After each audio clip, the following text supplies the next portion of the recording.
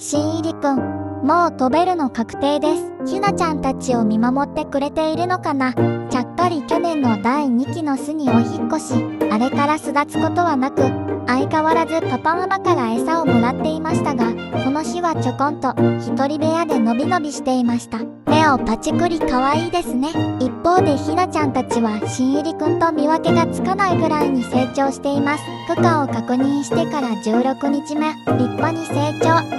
これもパパママが懸命に飛び回って育児に奮闘してくれているおかげですね。小さくてピンクだったひなちゃんたちを思うと、ここまで大きくなってとても感動します。お尻をエビのように反らしているのが可愛いです。その日のうちに新入りくんご帰宅してました。